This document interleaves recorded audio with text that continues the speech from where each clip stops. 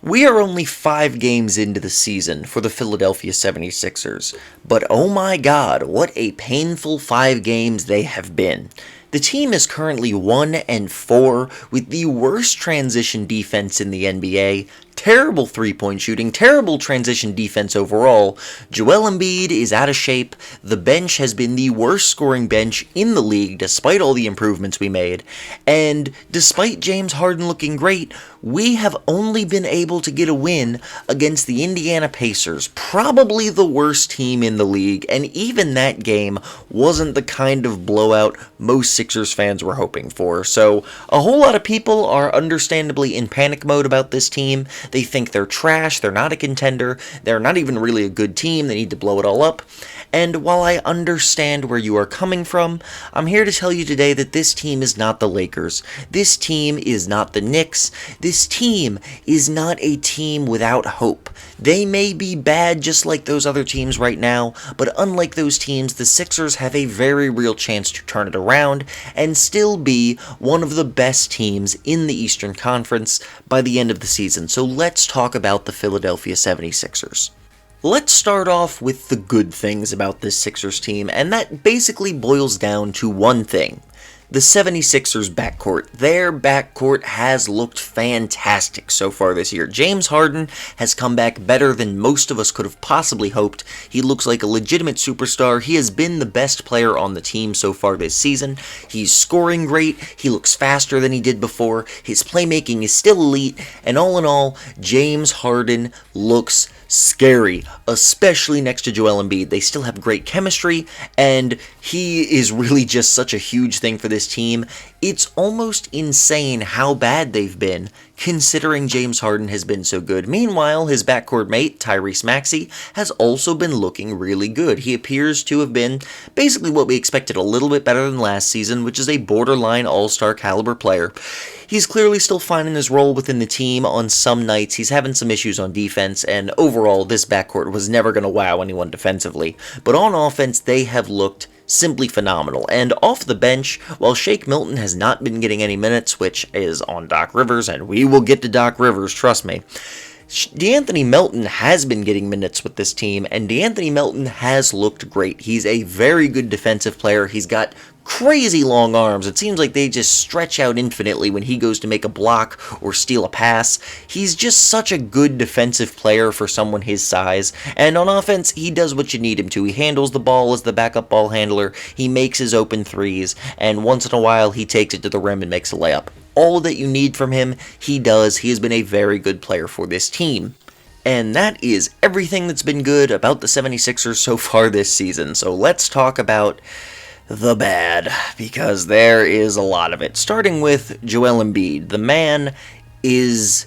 He's not been good. He has not been himself. I will not go as far as to say that Joel Embiid has been bad. He's had a couple monster games, nevertheless. He's still one of the better players in the league, but in terms of the MVP caliber, two-way monster Joel Embiid we have come to expect these last several seasons, that guy has not made an appearance just yet, and it's because he is visibly unconditioned and out of shape. The dude looks gassed 5 minutes into being on the court, and apparently he had a serious injury with his foot this offseason, so he was off the court. He spent about 2 months, he said he didn't touch a basketball. He was mostly just laying around and recovering, and I don't know why they didn't tell us sooner, so we wouldn't have been as outraged after his first 2 games where he played awful, but it is what it is, and I mean, I believe it happened because I don't know why else this man would be this out of shape. There's a difference between a player being like kind of lazy and a player like clearly having not done anything in the offseason, and Joel Embiid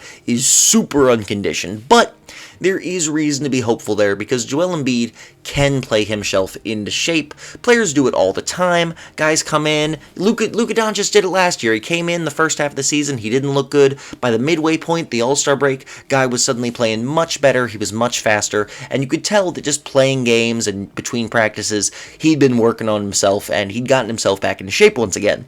It's going to be a slow start to the year while Joel Embiid is not fully in shape, and you really see it on the defensive end. His rim protection, his rotations have been very slow. He's very bad at closing out right now, and he just clearly doesn't look like himself. Meanwhile, on offense, he's hurting the offense too. He's not using as much energy to fight for post-ups, and since players are so incredibly determined to keep him from posting up in the actual post, getting anywhere close to the basket, because he's unstoppable once he gets there, he just hasn't been able to fight all of the pressure that is coming his way, and you see it. He's taking more long mid-range shots and three-point shots, and he's just not making them at the moment. So when Joel Embiid gets himself into shape, things will be okay, but for now, it's going to be a slow month or two while he works himself back into it. Meanwhile, the bench has also looked like crap. This team, and it's not just the bench, I want to say the bench and PJ Tucker, the role players for this team have not been good, and some of that is on guys just not quite being what they were advertised. Oh, PJ Tucker. PJ Tucker's looked awful. I don't know why he is starting over Matisse Thybulle. It's bad enough. We're going to get to the coaching, but it's bad enough Doc Rivers is not playing Matisse Thybulle at all. It's bad enough Daniel House is playing over him. I personally think Thybulle should just be starting over Tucker at this point, because Tucker looks like crap. There are two things PJ Tucker does well. He hits wide open corner threes on a very low volume. Like, we're talking wide open. If someone starts to run towards him, he will not take the shot. He'll take like one dribble, and then he either turns over the ball or he bricks a wide open layup or floater. Like, this man has no finishing ability whatsoever. It just has to be a wide open corner three. He can't shoot from anywhere else. Or defensively, he is very good in isolation. As long as nobody sets a pick on him, he's pretty good in an ISO situation. But what he does not do well is literally anything else on offense or on the defensive end. He doesn't move well. He's not someone who can shoot from anywhere except for, once again, wide open corner threes. He has no finishing ability whatsoever at the rim. And defensively, everybody talks about this man's hustle, and I was excited for it because I saw it in the preseason, but man, in the regular season, this dude might be the slowest player in the league. He is running around like there are bricks tied to his ankles. He cannot rotate to help. He cannot switch on screens and keep up with his man. He's just atrocious, and it's made worse by the fact that Doc Rivers is trying to implement this god-awful zone scheme, and PJ Tucker just can't keep up with the zone. He can't run and close out all the time and switch around the court in this zone that he's trying to run, and it is the perfect situation for Matisse Thybulle to be getting minutes. Please, Doc Rivers, pull your head out of your ass, play Matisse Thybulle some real minutes. This team's defense sucks. Why don't you play your all-defense second-team guy? He's made 2 all-defensive teams. Play him. Oh my goodness, driving me absolutely insane. Meanwhile, the rest of the bench has also not been good. Melton's been decent. Daniel House has sucked. George Niang has hit some threes sometimes, but he's obviously a big defensive liability. Montrezl Harrell has not been that good. Who else comes off the Sixers bench?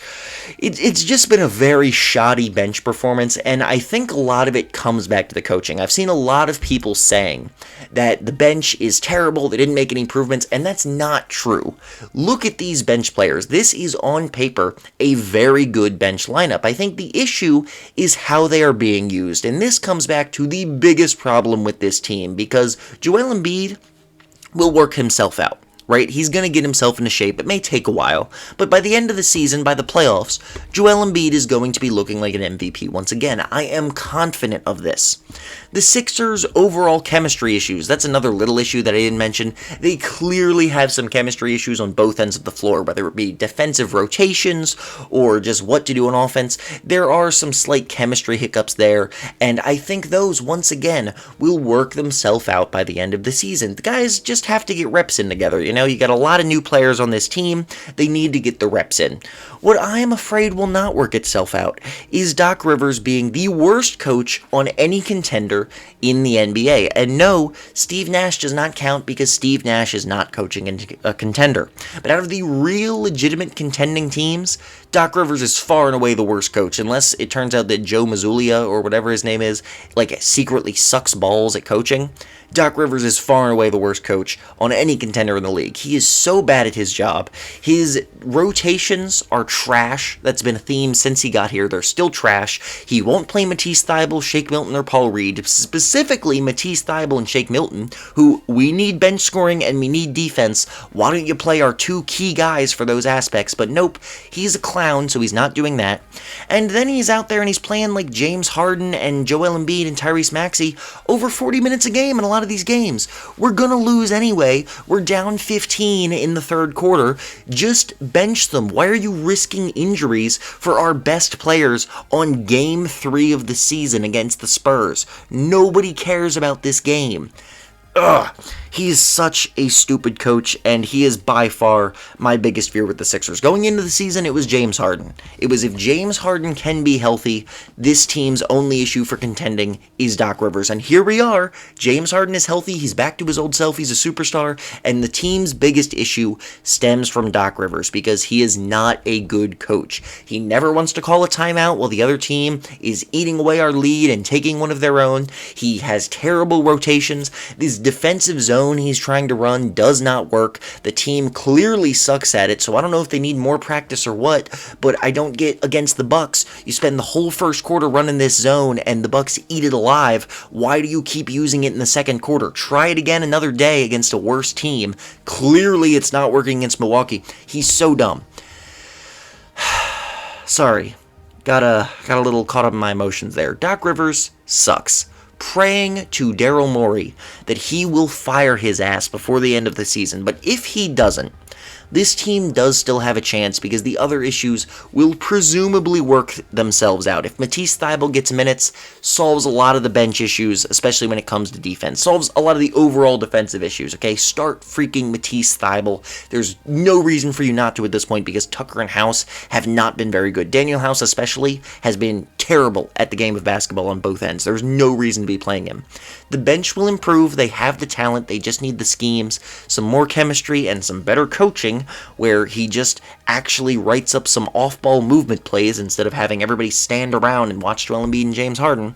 And Joel Embiid will get into shape. And when you have a guy go from right now, he's still playing at an all-star caliber level, but when he is once again a superstar because he's in shape, he's one of the best defenders in the league, he is one of the best offensive players in the league, he will be beasting and he will solve a whole lot of this team's issues. The Sixers are still a legitimate contender, they just have a terrible coach, and they need some time to get in shape and get their chemistry together. Don't give up on this team just yet. Give it a couple more weeks. I swear things are going to improve.